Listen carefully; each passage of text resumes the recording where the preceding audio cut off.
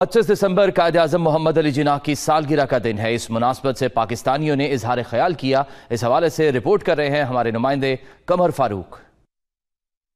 25 दिसंबर कायद-ए-आज़म मोहम्मद अली जिन्नाह की सालगिरह की मुनासबत से बार्सिलोना में मुक़ीम मारूफ पाकिस्तानी शख्सियात ने कायद-ए-आज़म मोहम्मद अली जिन्नाह की मुसलमानाने हिंद के लिए दी गई खदमात को खिराज तहसीन पेश करते हुए मोहम्मद इकबाल चौधरी, कदीर खान, प्रोफेसर ताहिर अजीम और सैयद जुल्कुरनैन शाह की दुनिया न्यूज़ से गुफ्तगू। मिल्लत का पासबां है मोहम्मद अली जिन्नाह, मोहम्मद अली जिन्नाह।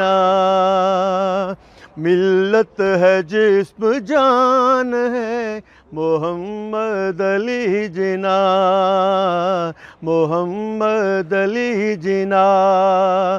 कायद-ए-आज़म जिंदाबाद, पाकिस्तान पाइंदाबाद। आज दुनिया भर की तरह स्पेन में भी कायद-ए-आज़म डे सेलिब्रेट किया गया और जो कायद-ए-आज़म ने विजन दिया था, जिसके ऊपर हमने उनका मैसेज था ईमान, इत्तेहाद और तंजीम, उसके ऊपर जो मैं समझता हूँ कि आज पाकिस्तान जो इस वक्त आज़ादी की खुशबू महसूस कर रहा है, तो ये उनकी जद्दोजहद थी। हमें इस दिन को कभी नहीं भूलना चाहिए।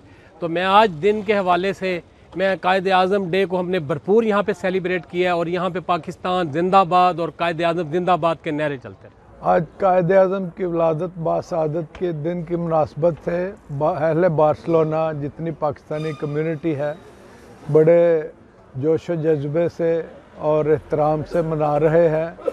और कायद-ए-आज़म ने जो हमें एक आज़ाद मुल्क लेकर दिया, उसके मुनासबत से इकबाल ने जो एक नज़रिया पेश किया, और इकबाल ने कहा कि हर एक मकाम से आगे मकाम है तेरा, हयात ज़ौक़े सफ़र के सिवा कुछ और नहीं।